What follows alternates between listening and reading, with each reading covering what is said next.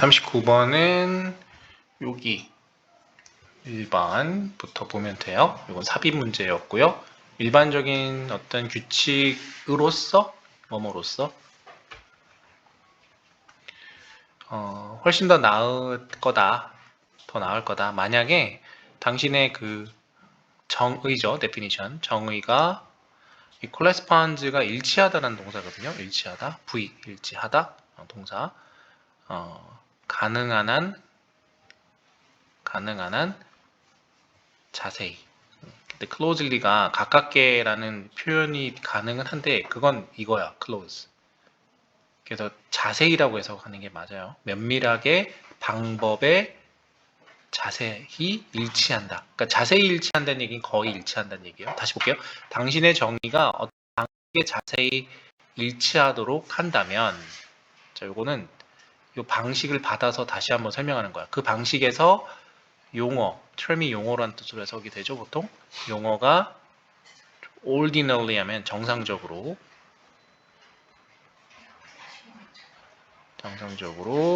사용되는 방식으로. In the kinds of debate는 토론, 논쟁이죠.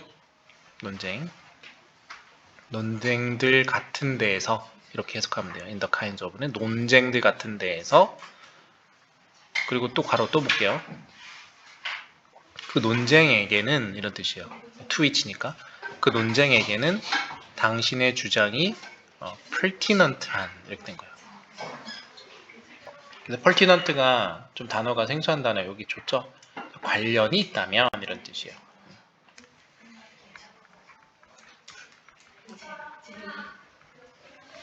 자, 이게 도대체 무슨 소리인지는 밑에서 선생님이 다시 한번 얘기해 줄 건데 간단하게 얘기하면은 내가 어떤 단어를 가지고 있는데 이 단어가 어떤 주제로 토론을 할 때 정의를 갖고 있는데 이 단어 정의가 이 토론에서 그 단어에 대한 정의와 거의 일치해야 효과가 있다는 거예요. 여기서 내리는 정의, 그러니까 남들이죠.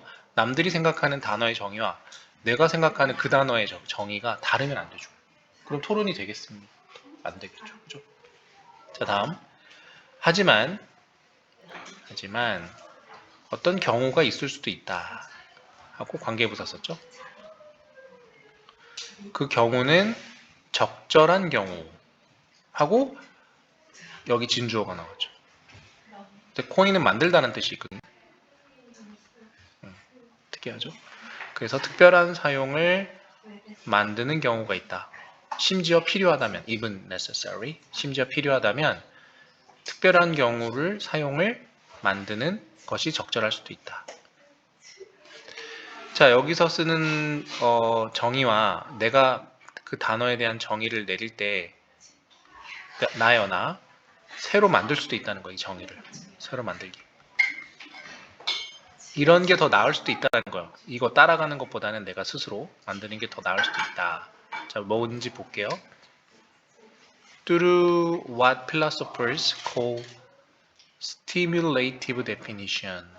이거는 이제 옆으로 꼬부러졌잖아, 단어가. 그지? 그러면 이제 그냥 영어로 그대로 읽어야 돼요. 이럴 때는 해석을 굳이 할 필요는 없어. 철학자들이 stimulative definition이라고 부르는 것을 통하여서 이렇게 하면 돼요. 이 친구 전치사죠, 그죠? 통하여서 전치사. 그러니까 여기 뒤에 있는 간접 의문문을 명사절을 목적으로 이렇게 쓰고 있는 거죠. 목적절이죠, 여기까지가. 다시 한번 철학자들이 stimulative definition이라고 부르는 것을 통해서 어떤 특별한 사용에 대한 정의를 만들 수 있다. 되죠? 자, 그러면 이것은 앞문장이죠? 지금 2번 문장 말하는 거죠. 이것은 어떤 경우일 수 있는데 또 관계부사 썼죠? 최근의 어휘가 가능하지 않을 때, 현재 어휘가 가능하지 않을 때, 어떤 차별을 만들어내는 게 가능하지 않을 때 하고 삽입, 요거 you think 삽입이고요. 이런 건 없어도 돼요. 너가 생각하기에 뭐 이런 뜻이죠. 너가 생각하기에 철학적으로 굉장히 중요하다라고 생각하는 어떤 차이를 만들 수 없을 때 그런 경우가 있을 수 있다는 거야. 됐죠? 그러면 여기서 이제 내가 어떤 개념 또는 어떤 의미를 떠올린 게 있어. 근데 이거를 이제 정의를 내려야 되는데 이 정의, 내가 내린 정의죠. 내가 내린 정의가 세상 사람들이, 그러니까 나 아닌 세상 사람들이 모를 수가 있는 정의가 있단 말이야. 그죠? 그런 게 있을 수 있겠죠? 그럼 내가 만들어야 되는 거고, 정의를. 자, 볼게요.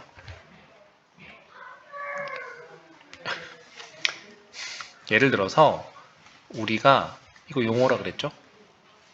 평범한 언어에서 용어가 없어. 그러니까 우리가 지금 사용하고 있는 언어에서 그 용어가 없어. 그 용어는 묘사해주는 용어야. 바로 어떤 기억이라는 것을 묘사해주는 용어야. 여기 특징이 있죠? Not necessarily. 꼭 반드시 기억이 아니래. 어떠한 것에 대한 기억은 아닌. 즉, 그 사람이 가지고 있는 어떤 기억은 아닌.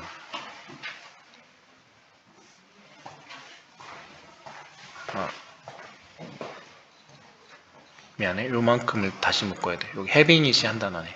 그것을 가지고 있는 사람이 경험을 했던 뭔가에 대한 기억은 아니래. 무슨 말이냐면은 사람이 이렇게 있는데 이 사람한테 기억이 있어. 근데 이 기억은 경험하지 않았던 기억이야.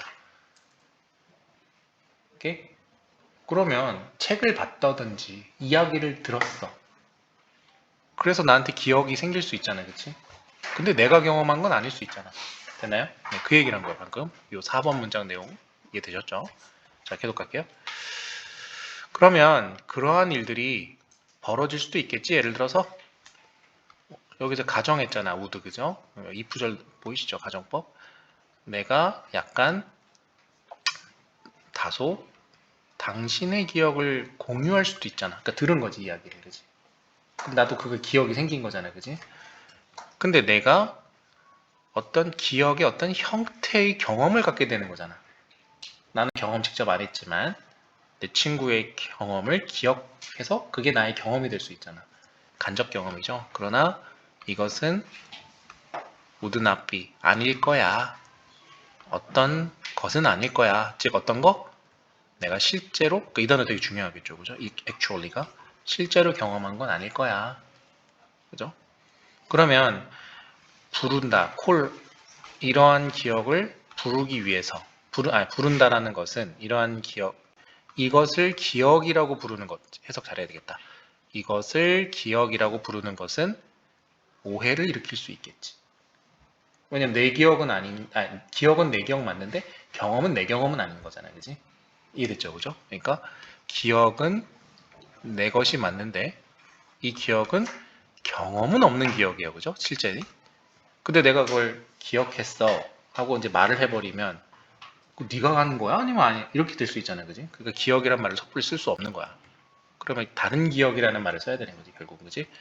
이런 이유 때문에 철학자들이 만들어낸 게, 콩이 아까 만들다라고 그랬죠? 특별한 용어를 만든 거지. 유사기억이라고. quasi memory. 그래서 단어 정의를 새로 내린 거죠. 아까 처음에 했던 맥락과 같죠? 이것이 말해주는 거 refer to 이러한 가설적 기억 같은 경험. 그러니까 가짜죠. 사이포데스커 하면은 가설적인, 가정적인 이런 뜻이죠. 가정적인. 가정하다 할 때 기억 같은 like는 같은 경험을 말하는 거죠.